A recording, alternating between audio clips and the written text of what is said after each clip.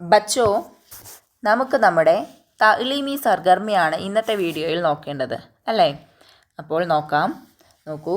ബച്ചോ കഹാനി ഔർ സേ പഠേ ഔർ സവാലോം കെ ജവാബ് ലിഖേ. എന്താ പറഞ്ഞത്? കഥ നല്ല ശ്രദ്ധയോടുകൂടെ വായിച്ചിട്ട് ചോദ്യങ്ങൾക്കുള്ള ഉത്തരം നൽകുക എന്നാണ് പറഞ്ഞത് കേട്ടോ. അപ്പോൾ ആദ്യത്തെ സവാൽ നോക്കൂ. നിങ്ങളെല്ലാവരും പാഠഭാഗമൊക്കെ നന്നായി വായിച്ചവരാണല്ലോ അല്ലേ? ആശയമൊക്കെ മനസ്സിലായിട്ടുണ്ടാവും എന്ന് വിശ്വസിക്കുന്നു. അപ്പോൾ നമുക്ക് നമ്മുടെ സവാൽ ഏതാണെന്ന് നോക്കാം. കബൂത്തർ കി ദഅവത് മേ കോൻ കോൻ ആയേ. എന്താണ് ചോദ്യം? കബൂത്തറിൻ്റെ ദഅവത്തിൽ, കബൂത്തറിൻ്റെ വിരുന്നിൽ ആരൊക്കെയാണ് വന്നത്? നമുക്കറിയാം അല്ലേ, ബക്കരി, ബില്ലി, കുത്ത, തോത്ത, അങ്ങനെ എല്ലാ മൃഗങ്ങളും പക്ഷികളും ഒക്കെ വന്നിട്ടുണ്ട്. പക്ഷേ കോയിൽ മാത്രമാണ് വരാത്തത് അല്ലേ?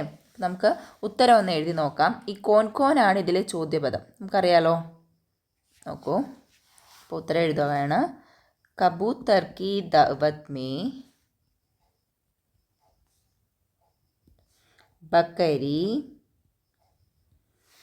बिल्ली, कुत्ता, तोता जैसे तमाम जानवर और परिंदे ആയേ. അപ്പോൾ എന്താ എഴുതിയത്? കബൂത്തറിൻ്റെ വിരുന്നിൽ ബക്കരി, ബില്ലി, കുത്ത, തോത്ത തുടങ്ങിയ എല്ലാ മൃഗങ്ങളും പക്ഷികളും വന്നു. ഇനി അടുത്ത ചോദ്യം എന്താ? കോയൽ റാണി ദഅവത് മേ ക്യോ നഹി ആയി. കോയൽ റാണി എന്തുകൊണ്ടാണ് വിരുന്നിന് വന്നില്ല? എന്തുകൊണ്ടാണ് വന്നില്ല? കോയൽ റാണിയുടെ നിറം കറുപ്പാണ്, അതുപോലെ തന്നെ രൂപം നല്ലതല്ല എന്നൊക്കെയുള്ള കാരണങ്ങൾ കൊണ്ടാണ് കോയൽ റാണി വരാതിരുന്നത് അല്ലേ? അപ്പം നമുക്ക് എഴുതാം. ക്യോംകെ, എന്തുകൊണ്ടെന്നാൽ, കോയൽ റാണിക്ക്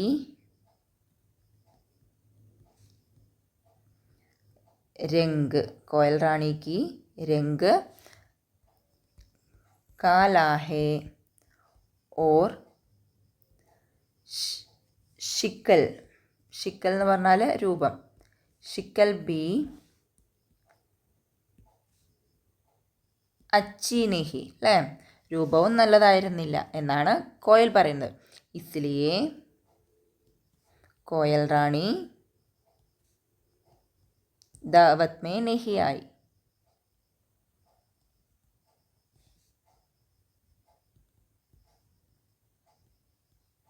എന്താ എഴുതിയത്? എന്തുകൊണ്ടെന്നാൽ കോയൽ റാണിയുടെ നിറം കറുപ്പായിരുന്നു, അതുപോലെ തന്നെ രൂപവും നല്ലതായിരുന്നില്ല, അതുകൊണ്ടാണ് കോയൽ റാണി വിരുന്നിന് വരാതിരുന്നത്. അപ്പോൾ അതാണ് നമ്മൾ ഉത്തരമായി എഴുതിയിരിക്കുന്നത്. കോയൽ റാണി എന്തുകൊണ്ടാണ് വിരുന്നിന് വരാത്തത് എന്നുള്ള കാരണം അതിൽ പറഞ്ഞിട്ടുണ്ടായിരുന്നു അല്ലേ? ഇനി നമുക്ക് നമ്മുടെ അടുത്ത സവാൽ നോക്കാം. तीसरा सवाल, हर एक में कोई न कोई खूबी ज़रूर होती है, बच्चों तोता ऐसा क्यों कहता है. എന്താ ചോദ്യം? ഓരോരുത്തരിലും ഓരോരോ സവിശേഷതകൾ തീർച്ചയായും ഉണ്ടാകും. എന്തുകൊണ്ടാണ് തത്ത അങ്ങനെ പറഞ്ഞത്? നമുക്കറിയാം, ഓരോ ജീവജാലങ്ങളും വ്യത്യസ്തരാണ് അല്ലേ? ഓരോരുത്തരും വ്യത്യസ്തരാണ്. ഒരു പക്ഷേ നിങ്ങളുടെ ക്ലാസ്സിലുള്ള 30 പേർക്കും 30 പേരും 30 പേരാണ് അല്ലേ? അല്ലെങ്കിൽ എല്ലാവരും വ്യത്യസ്തരല്ലേ? അതുപോലെ തന്നെ എല്ലാവരിലുമുള്ള കഴിവുകളും വ്യത്യാസമായിരിക്കും. നമുക്കതിൻ്റെ ഉത്തരം എഴുതി നോക്കാം. ഹരേക്ക് ജാൻദാർ, അല്ലെങ്കിൽ ഇങ്ങനെ എഴുതാം, ദുനിയാമേ അല്ലേ? ലോകത്ത് എല്ലാ ജാൻദാറുകളും, ദുനിയാമേ ഹരേക്ക് ജാൻദാർ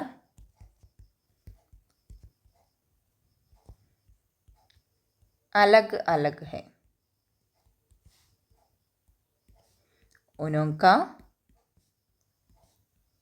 खूबी भी അലഗ് ഹോത്തി ഹെ. അവരുടെ സവിശേഷതകളും വ്യത്യസ്തമാണ്. കാരണം നമ്മളിൽ തന്നെ ഒരാൾക്ക് പാടാനുള്ള കഴിവുണ്ടാകും, ചിലപ്പോൾ ഡാൻസ് കളിക്കാനുള്ള കഴിവുണ്ടാവില്ല, ചിലർക്ക് പ്രസംഗിക്കാനുള്ള കഴിവുണ്ടാകും അല്ലേ? അപ്പോൾ ഓരോരുത്തരും വ്യത്യസ്തരാണ്, ഓരോരുത്തരുടെ സവിശേഷതകളും വ്യത്യാസമാണ്. ഓക്കെ, അടുത്ത സവാൽ. ബച്ചോ മുക്കാലിമോ കോ ഔർ സേ പഠേ और बताइए कि ये कौन कहता है. എന്താ പറയുന്നത്? താഴെ തന്നിരിക്കുന്ന സംഭാഷണങ്ങൾ വായിക്കുക. വായിച്ചതിന് ശേഷം പറയണം ഇതാരാണ് പറയുന്നത്. നോക്കൂ, ആദ്യത്തെ ഇവിടെ കൊടുത്തിട്ടുണ്ട്. യെ തോ ബഡി ഖുഷി കി ബാത്ത് ഹേ ഹം സബ് മിൽക്കർ ഖൂബ് മസേ കരേംഗെ. ഇത് പറഞ്ഞതാരാണ്? നമുക്കറിയാം, നമ്മുടെ തോത്തയാണ് പറഞ്ഞത് അല്ലേ. ഇത് വളരെ നല്ല സന്തോഷകരമായ കാര്യമാണ്, നമുക്ക് എല്ലാവർക്കും ഒരുമിച്ച് അടിച്ചു പൊളിക്കാമെന്നൊക്കെ പറഞ്ഞിട്ടുണ്ടായിരുന്നു. നമ്മുടെ തോത്തയാണ് പറഞ്ഞത് അല്ലേ. കബൂത്തർ വിരുന്നിന് ക്ഷണിക്കുകയാണെന്ന് പറഞ്ഞപ്പോൾ. അടുത്തത് നോക്കൂ. മേ നെഹി ആവൂഗി മേരാ രംഗ് ബഹുത്ത് കാലാ ഹെ മേരി ഷിക്കിൽ ബി അച്ചി നെഹി സബ് പരിന്ദേ മേരാ മിസാക്ക് ഉഡായെങ്കെ. ഇതാരാ പറഞ്ഞത്? നമുക്കറിയാം അല്ലേ, നമ്മുടെ കോയലാണ്. ഓക്കെ, അടുത്തത്. കോയൽ റാണി അഗർ തും ഏക് ഗീത് ഗാവോഗി തോ ബഡാ മസ ആയേഗ. നമുക്കിതും അറിയാം, ഇത് പറഞ്ഞത് നമ്മുടെ ഖർഗോഷാണ്. അടുത്തത്. വാ വാ ക്യാ ബാത്ത് ഹേ കിത്തന അച്ഛാ ഹോത്ത അഗർ മേരി ആവാസ് ബി ഇത്തിനി സുരീലി ഹോത്തി. ഇതാരാ പറഞ്ഞത്? എൻ്റെ ശബ്ദവും നിന്നെ പോലെ ഇമ്പമുള്ളതായിരുന്നെങ്കിൽ എന്ന് നമ്മുടെ മോറാണ്. അപ്പോൾ ഈ പ്രവർത്തനം കഴിഞ്ഞു കേട്ടോ. അടുത്ത സർഗർമി നോക്കാം. ബച്ചോ नीचे चंद जानवरों की तस्वीरें हैं, उन्हें पहचान कर नाम लिखे और उनको अलग अलग ഖാനോं में लिखे. എന്താ പറഞ്ഞത്? കുട്ടികളെ, താഴെ കുറച്ച് ജാൻവറുകളുടെ തസ്വീറാണ് കൊടുത്തിട്ടുള്ളത്. അവരെ തിരിച്ചറിയുക, അവരെ തിരിച്ചറിഞ്ഞ് അവരുടെ പേരെഴുതണം. എന്നിട്ടോ അവയെ അനുയോജ്യമായ കോളങ്ങളിലേക്ക് ആക്കണം. നോക്കൂ, കോളങ്ങൾ ഏതൊക്കെയാണ് കൊടുത്തിരിക്കുന്നത്? ഒന്ന് പാൽത്തു ജാൻവറിൻ്റെ കോളവും ഒന്ന് ജംഗലി ജാൻവറിൻ്റെ കോളമാണ്. അപ്പോൾ പാൽത്തു ജാൻവർ നമുക്കറിയാം, വളർത്തുമൃഗങ്ങൾ. ജംഗലി ജാൻവർ എന്ന് പറഞ്ഞാൽ വന്യമൃഗങ്ങൾ അല്ലേ. അപ്പോൾ നമുക്ക് എഴുതി നോക്കാം അല്ലേ. ആദ്യത്തെ ആരാ? നമുക്കറിയാം, ഗായയാണ്. ഷേർ, ബക്കരി, അതുപോലെ തന്നെ നമ്മുടെ ഹിരൺ, പിന്നെ ബൈൽ, ബന്ദർ, ബില്ലി, ഗോഡ, കുത്ത, ഹാത്തി, ഇത്രയും പേരാണുള്ളത്. നമുക്ക് വേഗം ഒന്ന് എഴുതാം അല്ലേ. നോക്കൂ, ഗായേ, ഷേർ, ബക്കര, ഹിരൺ, ബൈൽ, അതുപോലെ തന്നെ ബന്ദർ, ബില്ലി, ഗോഡ, കുത്ത, ഹാത്തി. ഇനി നമുക്ക് ഇവയെ പാൽത്തു ജാൻവറിൻ്റെ കോളത്തിലും ജംഗലി ജാൻവറിൻ്റെ കോളത്തിലേക്കും തരംതിരിച്ച് എഴുതാം. ഇനി നമുക്ക് ഈ മൃഗങ്ങളെ പാൽത്തു ജാൻവർ, ജംഗലി ജാൻവർ ഇവയുടെ കോളങ്ങളിലേക്ക്, ഈ രണ്ട് കോളങ്ങളിലേക്കും തരംതിരിച്ച് എഴുതണം. പാൽത്തു ജാൻവർ വളർത്തുമൃഗമാണ്, ജംഗലി ജാൻവർ വന്യമൃഗമാണ്. അപ്പോൾ ആദ്യത്തെ എഴുതാം. ഗായേ, ബൈൽ, കുത്ത, ബക്കര, ബില്ലി. അതുപോലെ തന്നെ ഷേർ, ഗോഡ, ഹാത്തി, ബന്ദർ, ഹിരൺ. ഓക്കെ. മുർആ, മുർഇ. പിന്നെ അതുപോലെ തന്നെ നമ്മുടെ കുത്തയാണെങ്കിൽ കുത്തിയ. നമ്മൾ പറഞ്ഞു അവിടെ ഊണ്ട് ഊണ്ടിനിയാണ്, ഹാത്തി ഹത്തിനിയാണ്. അതുപോലെ തന്നെ മുർആ മുർഇ, പിന്നെ അതുപോലെ തന്നെ ബന്ദർ ബന്ദരിയ. അപ്പോൾ ഇത് മുസക്കറും ഇത് മുഅന്നസുമാണ്, സ്ത്രീലിംഗവും പുല്ലിംഗവുമാണ്. അപ്പോൾ പുല്ലിംഗത്തിൽ നമ്മൾ ഏതൊക്കെ അക്ഷരത്തിലാണ് അവസാനിച്ചത്? ഒന്ന് അലിഫിൽ വന്നു, അതുപോലെ തന്നെ യായിൽ വന്നു അല്ലേ. അപ്പോൾ പിന്നെ അതുപോലെ തന്നെ ബന്ദർ, അങ്ങനെ ആ ഒരു രീതിയിലും വന്നു. ഇവിടെ വന്നപ്പോൾ നോക്കൂ, അലിഫിൽ വരുന്ന പുല്ലിംഗ പദം അവസാനിക്കുന്നത് യായിലാണ്. അതുപോലെ തന്നെ ഇനിയിപ്പോൾ ഇത് യായിലാണെന്നുണ്ടെങ്കിൽ അതിവിടെ എന്തായി മാറി? നീ ആയി മാറി. മനസ്സിലായോ? അപ്പോൾ ഓരോന്നും വ്യത്യസ്തമായിട്ടാണ്. അടുത്ത പ്രവർത്തനം നോക്കൂ. अपने पसंदीदा जानवर की तस्वीर बनाए, रंग भरे और उसके बारे में നോട്ട് ലിഖേ. എന്താ പറഞ്ഞത്? നമ്മളിപ്പോൾ കുറേ മൃഗങ്ങളുടെ പേരൊക്കെ പഠിച്ചു അല്ലേ. ഇനി നിങ്ങൾക്കിഷ്ടപ്പെട്ട ഒരു മൃഗത്തിൻ്റെ ചിത്രം വരയ്ക്കുക, എന്നിട്ടോ നിറം കൊടുക്കണം. അതിനുശേഷം അതിനെക്കുറിച്ച് നോട്ട് തയ്യാറാക്കാനാണ് പറഞ്ഞിരിക്കുന്നത്. അപ്പോൾ ഇവിടെ അതിനുള്ള സ്ഥലം കൊടുത്തിട്ടുണ്ട്. അപ്പോൾ ഞാൻ ഇപ്പോൾ ബില്ലിയെക്കുറിച്ചാണ് എഴുതാൻ പോകുന്നത്. അപ്പോൾ നമുക്ക് വെറുതെ ഒരു ബില്ലിൻ്റെ ചിത്രം വരയ്ക്കാം കേട്ടോ. ബില്ലിയാണെന്ന് വിചാരിച്ചോളൂ. നോക്കാം, ബില്ലിയാണ്. അപ്പോൾ നമുക്ക് എഴുതാം അല്ലേ. യേ ബില്ലി ഹേ. പിന്നെ ബില്ലി ഏക്ക് പാൽത്തു ജാൻവർ ഹേ. ബില്ലി ഒരു വളർത്തു മൃഗമാണ്. പിന്നെയോ വോ അല്ലെങ്കിൽ യേ മ്യാവു മ്യാവു കർത്തി ഹേ.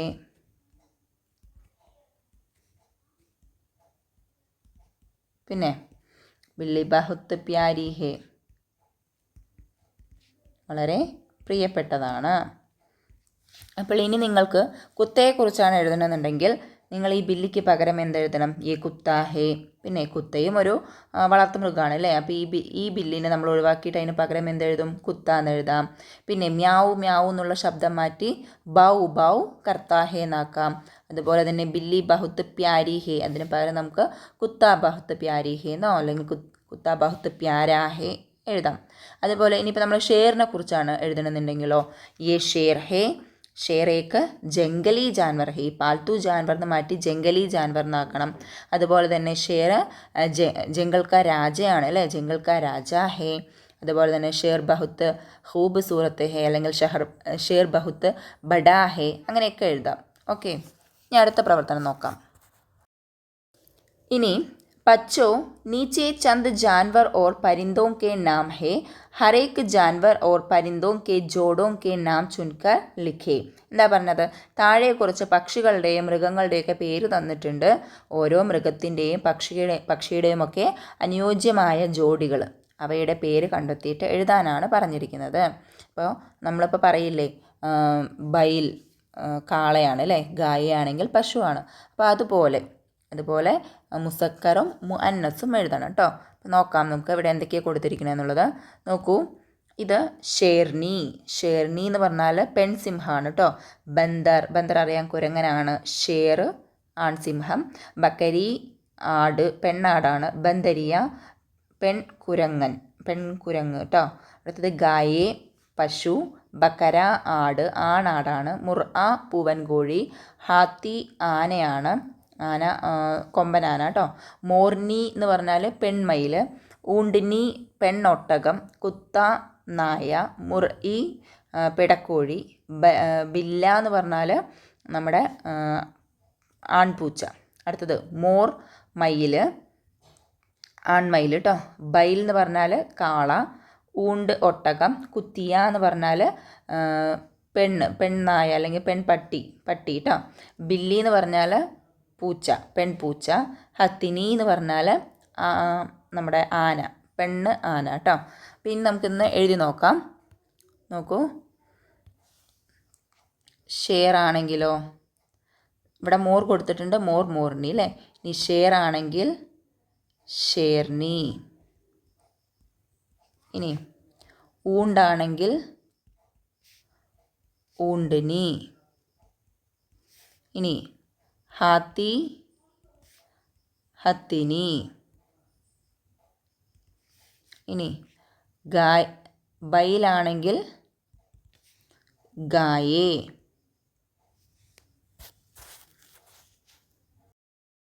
അപ്പോൾ നമ്മൾ നമ്മുടെ മുസക്കറും മുഅന്നസും ഒക്കെ കണ്ടുപിടിച്ചല്ലോ അല്ലേ. ഇനിയുമുണ്ട്, ബാക്കിയുള്ളത് നിങ്ങൾക്ക് സ്വയം എഴുതാവുന്നതേ ഉള്ളൂ.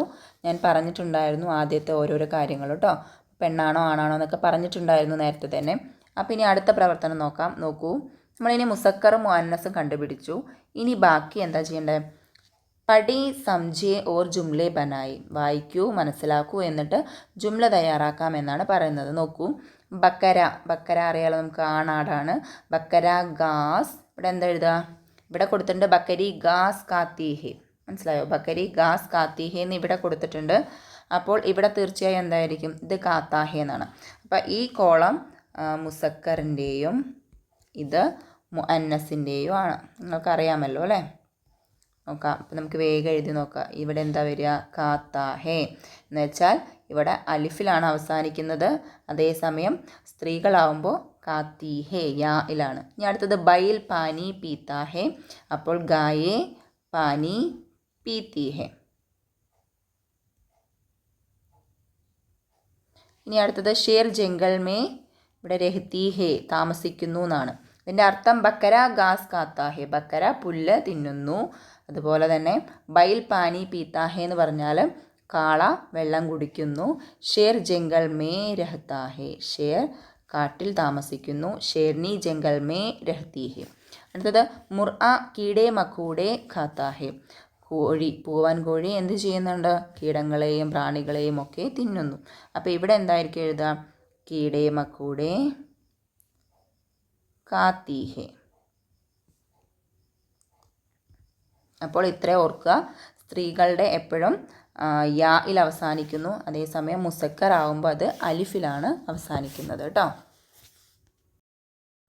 അടുത്തത് ബച്ചോ മുനാസിബ് അൽഫാസ് കി മദദ് സെ തസ്വീരി കഹാനി മുഖമ്മിൽ കരേ എന്നാണ് പറഞ്ഞിരിക്കുന്നത്. എന്താ പറഞ്ഞത്?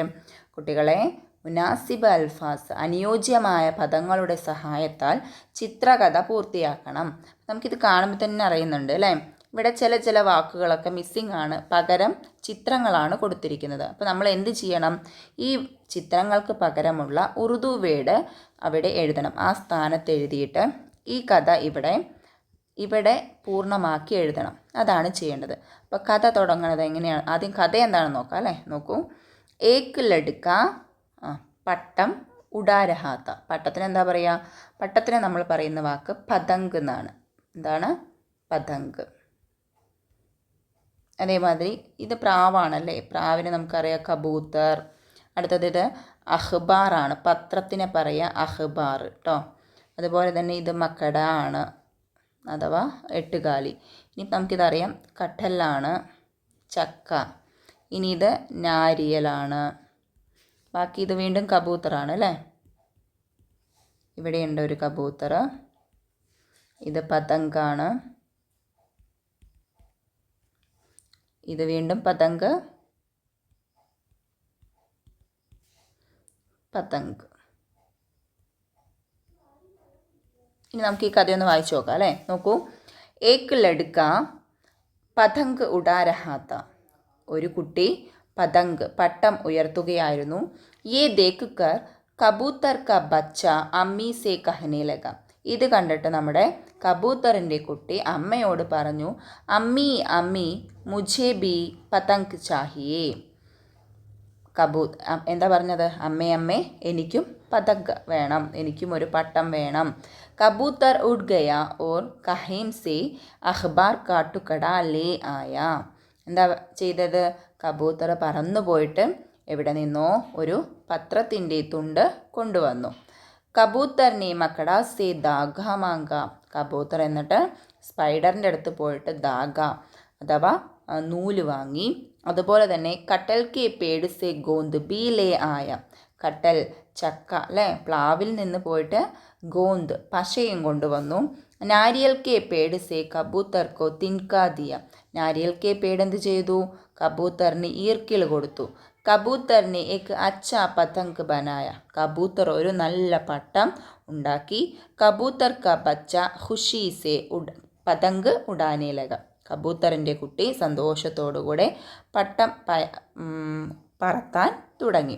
അപ്പോൾ ഇതാണ് നമ്മുടെ കഥ. അപ്പോൾ നമ്മൾ ഈ ചിത്രത്തിന് പകരമുള്ള ഈ വാക്കുകൾ യോജിപ്പിച്ചിട്ട് കഥ പൂർത്തിയാക്കണം. എങ്ങനെയാണ്? ഒരു വരി അവിടെ കൊടുത്തിട്ടുണ്ടായിരുന്നു അല്ലേ? ഏക്ക് ലഡ്ക പതങ്ക് ഉഡാ രഹാ താ എഴുതി. ഇനി അടുത്ത് നമ്മൾ എഴുതും. എന്തെഴുതും? യേ ദേഖ് കർ കബൂത്തർ ക, ഇവിടെ കബൂത്തറിൻ്റെ ചിത്രത്തിന് പകരം നമ്മൾ എഴുതുന്നു ആ പേര്. കബൂത്തർ ക ബച്ച അമ്മി സേ കഹനെ ലഗ.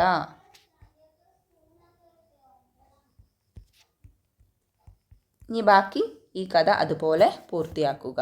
അപ്പോൾ ഇത്രയുമാണ് ഇതിലെ പ്രവർത്തനങ്ങൾ കേട്ടോ. ഇതിലൊരു തുടർ പ്രവർത്തനം വരുന്നുണ്ട്, അതുകൂടെ നമുക്ക് നോക്കാം. അടുത്തത് ഇതിലെ ദീഗർ സർഗർമിയാണ് തുടർ പ്രവർത്തനം. തുടർ പ്രവർത്തനമായി കൊടുത്തിരിക്കുന്നത് പക്ഷികളെക്കുറിച്ചും മൃഗങ്ങളെക്കുറിച്ചും ഒക്കെ ഉള്ള ഒരുപാട് ചിത്രകഥകൾ നമ്മൾ വായിച്ചിട്ടുണ്ടാവും അല്ലേ? നമ്മൾ പഠിച്ചിട്ടുണ്ട്. അത് കളക്ട് ചെയ്യുക, അവതരിപ്പിക്കുക എന്നൊക്കെയാണ് പറഞ്ഞിരിക്കുന്നത് കേട്ടോ. അതൊക്കെ ശേഖരിക്കുക, എന്നിട്ട് അവതരിപ്പിക്കുക.